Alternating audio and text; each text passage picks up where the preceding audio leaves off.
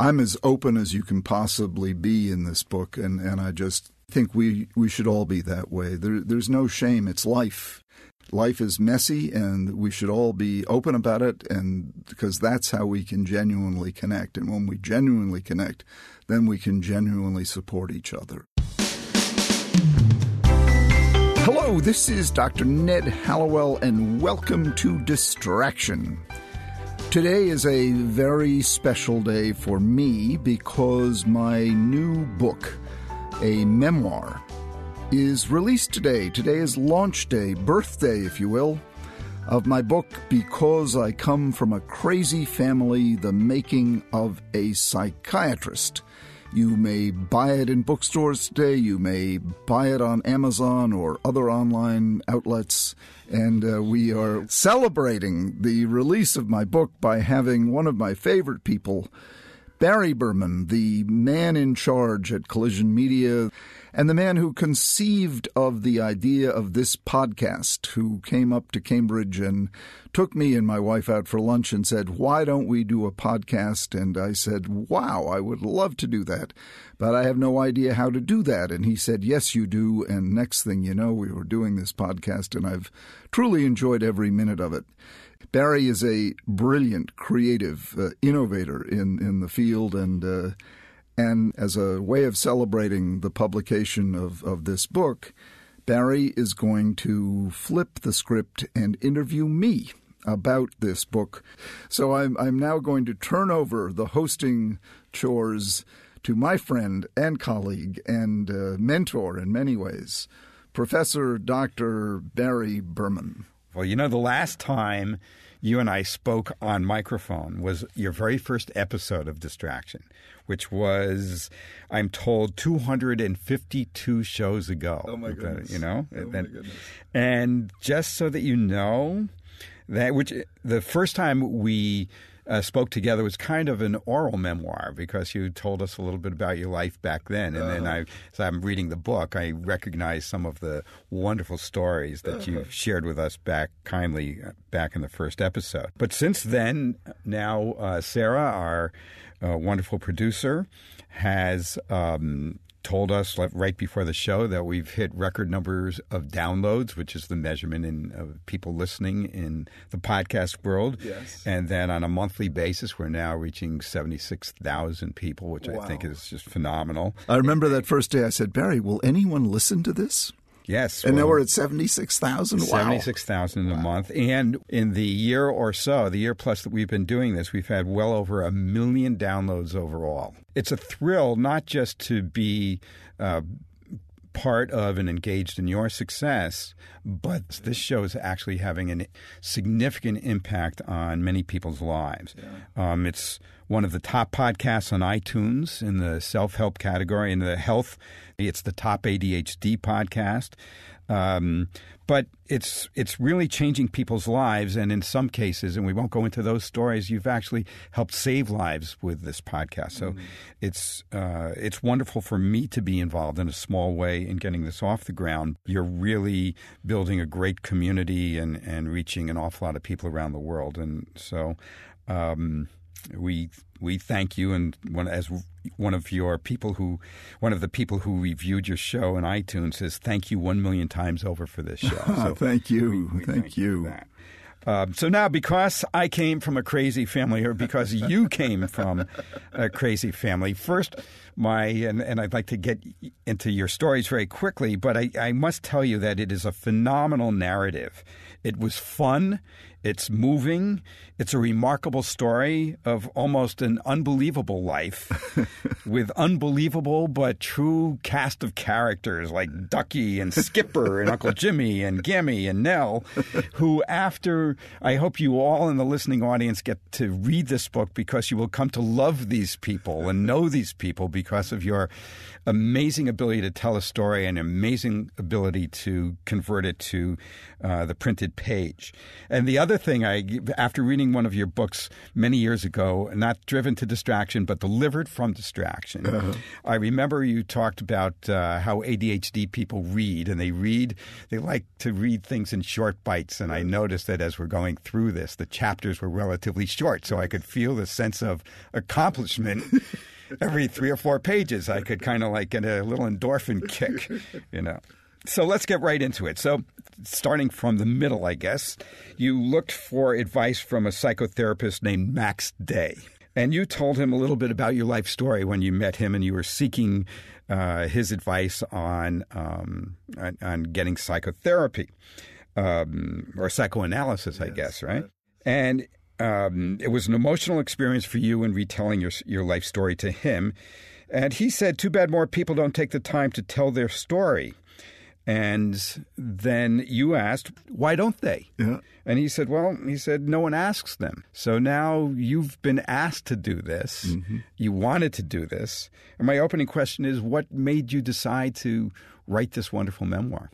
Well, the honest answer to that is my wife insisted that I do it. She said, you've got to tell this story. And I said, Sue, that's her name is Sue, nobody's going to want to read it. I mean, who wants to read about me? And she said, it's not you that they'll want to read about. They'll want to read the story. It's such an unusual life, full of so many, as you said, interesting, funny. You've just got to tell the story. And she really said, just don't hold back. Just do it.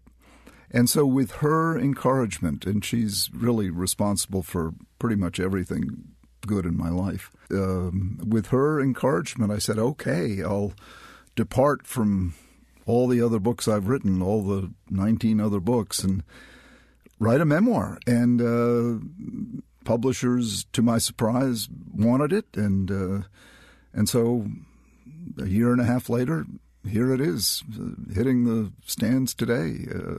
And once I got going, I knew I was doing something that I was meant to do. And it's not because of me, as she said. It's because of this story, the unfolding of this story of a crazy family and wonderful people. I love them, you know, and so it's not a expose. It's not about, you know, terrible deeds at all. It's about people doing the best they could in life and tripping over themselves and, you know, and just having fun. And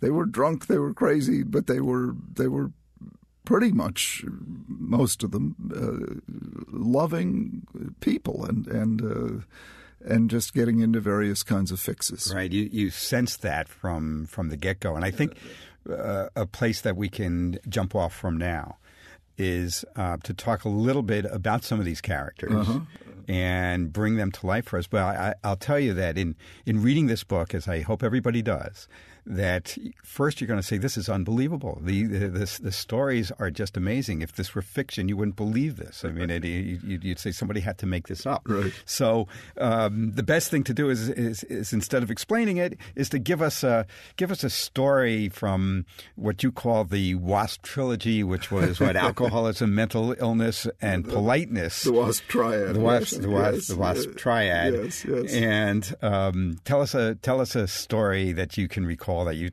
would think would be kind of representative of your childhood. Well, you know, and it all really did happen. I mean, that's one thing. This memoir, it is all true, and some of it may seem unbelievable. And the title itself comes from a line I would.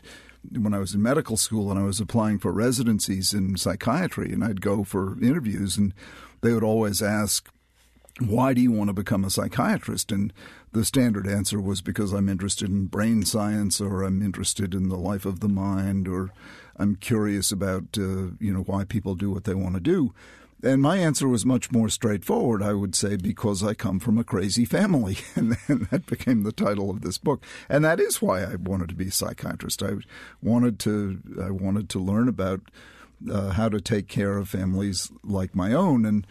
And one of the stories I told at one of those interviews, when the interviewer pressed me and said, "Really crazy?" And I said, "Yeah, for example, when my father came home from World War II, my father had been a All-American hockey player at Harvard and really just was a star, sort of all-American boy. Married my mother, who was a beautiful debutante in Boston, and they looked for all the world like they were going to have just a glamorous life. And he worked for Goldman Sachs and had a job, and then my father went off to war and was captain of a destroyer escort. And when he came home, he went crazy, became psychotic. Well, at that time, if you became psychotic, you were automatically diagnosed as schizophrenic. And you were given shock treatment, and he was given both electric shock and insulin shock, and these treatments didn't really help him much. But one weekend, the hospital decided to send him home on a trial visit to see how he would do, and family was living on a farm at the time, and in Pepperell, Massachusetts, and so my dad comes home. And he shouldn't have been let out because he was still psychotic. And when he got home, he decided he wanted to murder my mother. And being the artful woman she was, she managed to talk him into making love instead. And that's where I came from. It's an interesting beginning for a psychiatrist. That's the kind of thing that happened in my family. I will tell our listeners that if you go to wherever you pick up this podcast from and you go to the very first episode, we also had a conversation, and that story came up then, and so many more that are also in the book. Yeah. And I urge you to go back and listen to the first one and buy the book. So you knew you wanted to be – that was part of your inspiration to become a psychiatrist. Mm-hmm. And we'll jump around a bit. When did you realize that you made the right choice? In the book, you talk about several anecdotes of actual experiences that kind of were confirming that said, yes, I did good. I made the right choice. And could you relate to us how you went from wanting to become a psychiatrist and then actually saying, yes, this is right for me? Because I had a cousin whom I loved dearly and was very inspired by, who was an orthopedic surgeon. And he, for a while, I toyed with the idea of becoming an orthopedic surgeon because of his example. And I could see the tremendous good orthopedic surgeons do. I mean, there's no doubt they do demonstrable good every single day, and the good psychiatrists do is more difficult to prove. And so for a little while, to the point where I actually had a residency, I was accepted into a residency in orthopedics, and at the very last minute, I changed my mind. I said, no, I got to do psychiatry, because that sort of had always been my life's ambition. And I knew I'd made the right decision really the day I walked into Massachusetts Mental Health Center when I just looked at the place, which was a falling down, just junk heap of a hospital, and I saw the patients that were all kind of broken, falling down, chronic mental patients, and I felt so at home. I felt, these are my people. These are the people I want to help. These are the people I want to reach. These are the forgotten people of this world. The impoverished, mentally ill. There is no more forgotten group than the people who have no money and have lost their minds. Society completely doesn't care about them. They have no vote, and those were the people I wanted to reach. I just felt it. I didn't even think it. I just felt, yes, this is my calling. This is what I was put here to do. This is what my childhood prepared me to do, and this is how I can give back. Part of what shaped your experience was your time in Charleston. Yes. And I know that was not one of the finest points of your life, but I'm sure that Uncle Unger had an impact on not only on you, but on how you ended up treating people. Could you relate to us a story? One that I recall from the book had to do with the night that you and your mom and Uncle Unger had an interaction. Well, there were several. he was my stepfather, Uncle Unger. He was a troubled man whose first wife had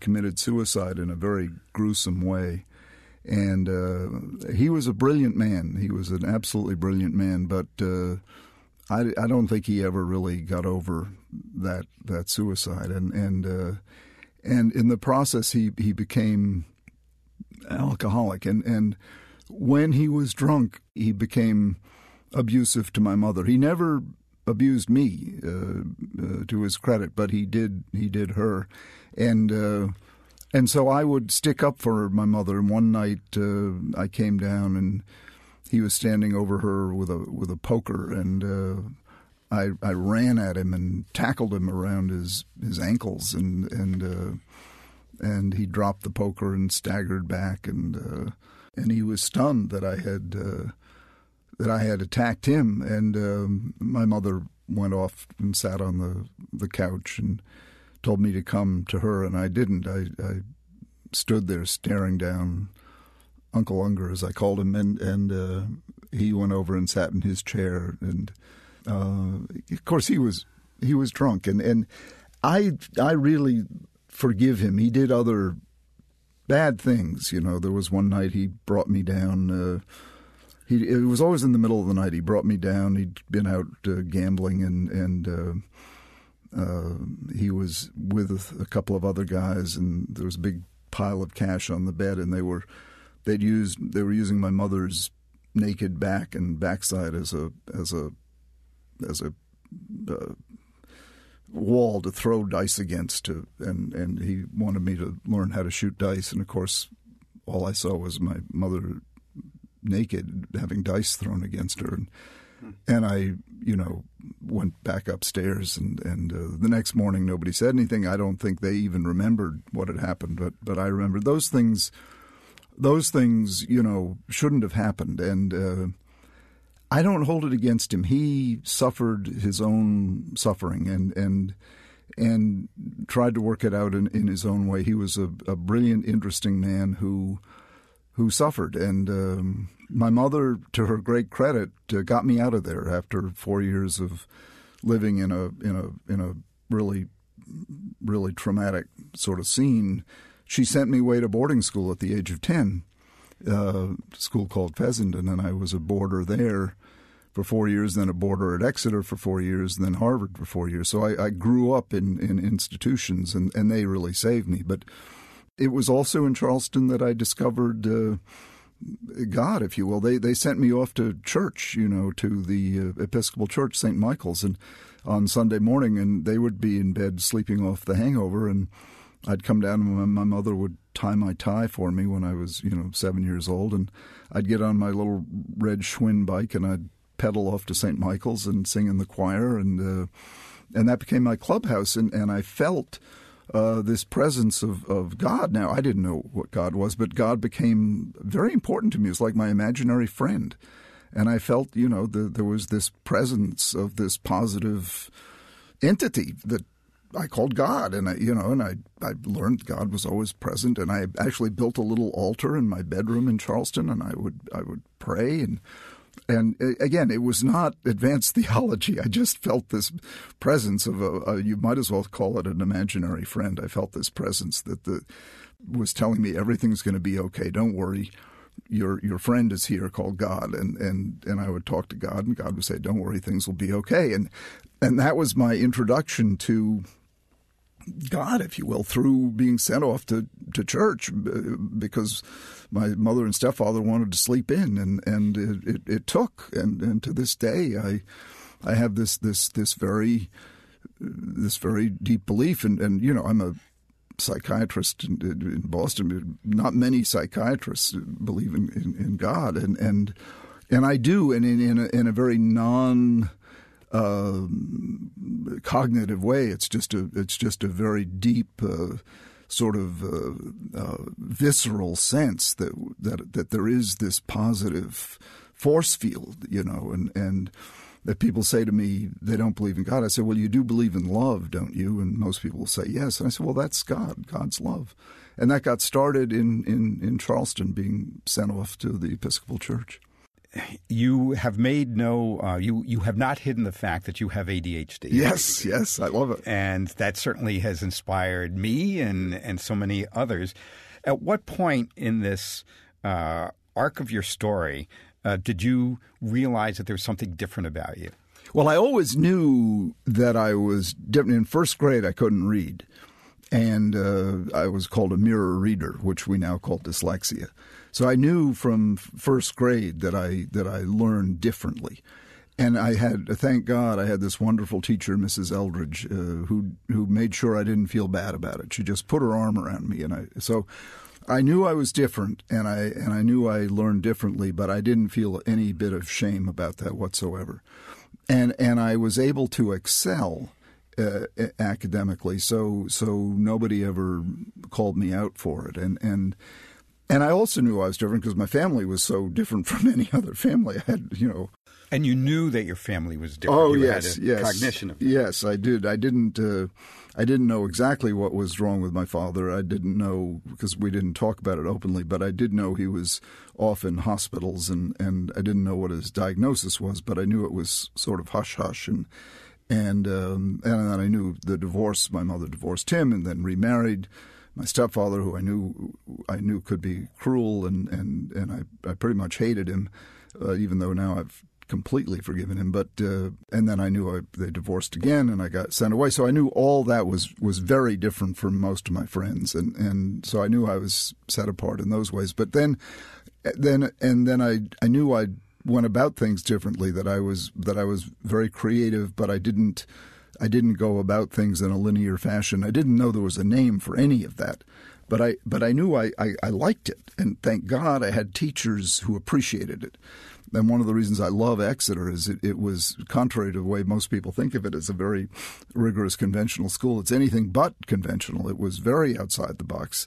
Everything was taught at round tables. It was always discussion. You were always encouraged to be an independent thinker, challenge everything. And senior year, I wrote a novel. I mean, my English teacher, Fred Tremallow, encouraged me to write and on your own time, as I recall. Yeah. And it was all, pave your own way. It was a wonderful experience. Become your own person and not lockstep. You have to just go, be like everybody else. And it was wonderfully permission giving and to be the person you want to be. And Exeter was so freeing for me, contrary to what most people think of that school as being. It was just tremendously freeing, and just to this day, I owe all my intellectual, creative development to that Phillips Exeter Academy. Just wonderful. And then Harvard was also Walter Jackson Bate and William Alford. I mean, just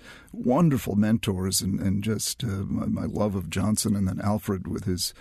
At one point I said, should I become an English professor and get a PhD? And Alfred said, oh, no, don't do that. You'll end up hating books. He said, no, be a doctor. It's much better training to be a writer. And so I did. And it was not until I'd finished all my medical training that I learned about this condition so misleadingly called attention deficit disorder that I realized there's a name for the bizarre way that my brain operates, and that there's a lot of other people like me, and that we're, in fact, if we manage it right, it's a wonderful asset. And that's what the memoir leaves off when just when I'm sort of discovering that, when I'm discovering the wonders of ADD. I remember reading that when you applied to med school, you were summa cum laude at Harvard, and yet you. What was it called? The MCATs, I guess. Yeah, I got bad scores in the MCAT. I was actually magna cum laude, but I was summa thesis. Bate gave me said it was the best thesis he'd ever read on Johnson, which to this day is the honor I'm most proud of. But I didn't get into medical school anywhere because my MCATs weren't good enough. And so that was a real turning point. Was I going to say, well, the hell with it, I'll just go teach English, and if they don't want me, I don't want them? Or would I buckle down, redouble my efforts, go get a research job? and apply again, because it was humiliating and it was shaming, and I felt like, oh my gosh, supposed to be this smart guy, and I don't get in anywhere, and I had to really look deep and decide, and my cousin Lynn, who's now in heaven, she said, "You damn well better apply again," and so she left me no choice, and so I said, okay, I'll apply again. And I got a job doing, really scut work research, carrying urine and feces samples from Boston City Hospital to MIT lab and entering data into a computer and studying surgical nutrition with George Blackburn, who's also now in heaven, and Bruce Bistrian, brilliant man who still works at the New England Deaconess Hospital, and J.P. Flatt, brilliant people. And I was the scut boy, and did decapitated rats to get their blood, and just the basic research you do when you're trying to put together a year of research. And actually we published a paper that turned out to be quite influential, showing that people entered the hospital in better nutritional state than when they were discharged from the hospital. But so then the second time around I got in, and that was a big turning point, deciding to give it a second try. And it really leads to the advice I give people always, don't be so prideful that you give up on something if you get rejected, and particularly to writers who, because it's part and parcel of the writing game that you get rejected. And if you give up on it or say, well, the heck with that, then you'll never publish anything because you get rejected. So, yeah, the first time I applied, I didn't get in. And it's amazing to have had the discipline to be able to write with ADHD. I mean, I've had my book. My book has maybe 12 pages, and I've been writing it since 1991. So it's well, God blessed me with an ability to write. I have that, and I think it's like some people can hit a baseball, naturally. I was born writing, and then Exeter, again, credit Exeter. Exeter was a great school for training writers. They just had us writing. The best way to learn to write is to write, and they would have us write and revise and write and revise. And those teachers there were just phenomenally, and it still is a great school for teaching writing. In fact, this book was one of the Exeter's teachers helped edit it. Weber, and wonderful man, and the writing goes on. It just can't say enough about Exeter's English department. Was and is outstanding. I recall in the book also a letter after your mother passed. Your relationship with her is also a phenomenal relationship, and clearly she's had such a profound, as moms do, had a profound impact on you and your life, but she had her own struggles. And how do you view your experience now with your mom? Well, my mother was a tragic figure. I mean, she married my father with. It looked like everything was just going to be a wonderful story. My mother was this beautiful debutante, the prettiest girl in Boston, as the Boston Herald called her way back then. And my dad was this dashing young man straight out of F. Scott Fitzgerald. And it all looked perfect. He was this all-American hockey player who led the nation in points and penalties. And that sort of sums him up. And then it all just fell apart. He went crazy. They got divorced. My mother ended up marrying a man who turned out to be abusive, alcoholic, and then divorced him. And then she became, a drinker and couldn't stop and lived out her life alone and really couldn't work. And sort of out of Tennessee Williams, just kind of Blanche Dubois, and it was just sad, and I felt sad for her. But I had to distance myself because otherwise I would have been sort of drawn into her neediness and would have been taking care of her forever. And so it was hard, but I had to separate myself. And Ducky, her sister, my aunt, who I call Ducky, and then Ducky's daughter, Lynn, were very helpful to me in doing that. And Lynn was tremendously helpful to me. It really became sort of a sister, second mother. And Lynn's brother, Jamie, who's still alive, Lynn died tragically young, but we became a very supportive group in all the craziness of the family. And when people talk about enmeshed families, I was just going to bring that up. They I don't think they realize how important, we were enmeshed by any definition, but if we hadn't been enmeshed, I think we would have been much worse off, because we really needed each other in ways that other healthier families or more stable families don't. And so we kind of needed the enmeshment, if you will, and it did help us. It certainly helped me.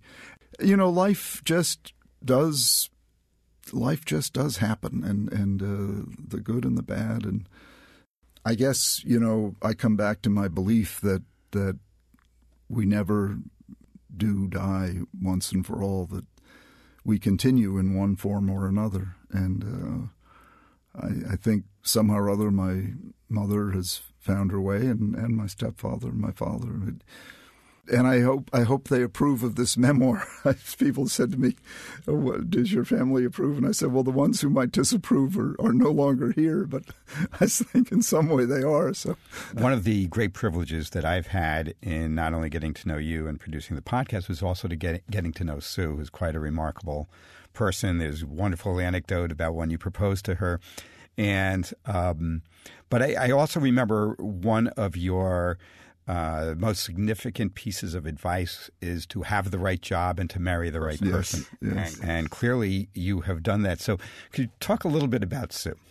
Well, Sue, one of the many reasons I believe in God is I found Sue. She was in no way the kind of woman I was supposed to marry. I was destined to marry a neurotic poet who graduated from Radcliffe, and who was as tortured and insecure as I am. That's the opposite of who I married. I married Sue, who is just balanced and solid and positive. I mean, she wakes up every morning happy. And she's very smart, but not at all neurotic. And she's a country girl from Virginia. And, one of 5 children, and went to University of Virginia and then went to BC for social work school. And she's a social worker. And now she runs my business in New York and sees patients in Cambridge, and the mother of our 3 children. And she's just a remarkable woman. She honestly is. She everyone who knows her loves her. And I really lucked out. She's just as and she hates it when I say she's good. She says, "Oh, that makes me sound boring," but but she really is good. I mean, and she's not boring, and she's so giving. I mean, she wants to do right for everyone, and she sticks up for the underdog, and she'll give anyone anything, and she's just the most wonderful woman in the world, and I'm so lucky to have found her. She is the key to pretty much everything in my life that's good. It seems an appropriate place to end this, because I'm hoping that everybody gets your book. And what I was going to ask you, though, is what, as a final question, is what do you want people to take away from this experience? I hope they will, aside from being entertained and I hope uplifted, inspired, I hope they'll feel permission to be real. I hope they'll feel permission to talk about their own families openly. I think one of the sad things is there's still secrecy, if not stigma, surrounding mental illness, drinking, what have you, where people, oh no, we mustn't talk about that. I'm as open as you can possibly be in this book, and I just think we should all be that way. There's no shame. It's life. It's life, and life is messy, and we should all be open about it, and because that's how we can genuinely connect. And when we genuinely connect, then we can genuinely support each other. And so I hope people will feel a permission to do likewise. I think they did. My take on the book is I'm reading this very personal memoir of you and getting to know the characters in the story. I'm learning at the same time what I found was that I was learning as much about me as I was learning about you. And so I was able to take away some of the lessons of your life and the lessons we're providing me for my life. So, and I thank you for that. Thank you. So the book, I've seen this on talk shows, right? The book is called Because I Come From a Crazy Family, The Making of a Psychiatrist by Edward M. Hallowell, M.D., and it is published by Bloomsbury. And there are several places that you'll be able to buy this book. And Ned, I thank you once again for the privilege of knowing you, the privilege that I had in reading this book, and the privilege to help bring you to many tens of thousands of people around the world. Well, Barry, it is such a pleasure, and thank you. Thank you for doing this. You're a true hero of mine, and I can't thank you enough for creating this podcast and for giving me the opportunity to host it. And please go out and get this book released today. Because I Come From a Crazy Family. A portion of the proceeds will be donated to the National Alliance on Mental Illness, NAMI, and we hope it will work toward reducing stigma. And we also hope any of you who do need help with your family will take this as a moment to reach out and get that. Also, please reach out to us with your questions and show ideas. We need those. We use those. We thrive on those. And maybe you have a family story of your own you'd like to share with us. We can base a show on those. So email us at connect@distractionpodcast.com. That's connect@distractionpodcast.com, or call us at 844-55-CONNECT. That's 844-55-CONNECT. Distraction is produced by Collisions, the podcast division of CRN International. Collisions, podcasts for curious people. Today's episode was recorded by Pat Keogh and mixed by Chris Lathan. Our producer is the incredibly talented Sarah Gurton.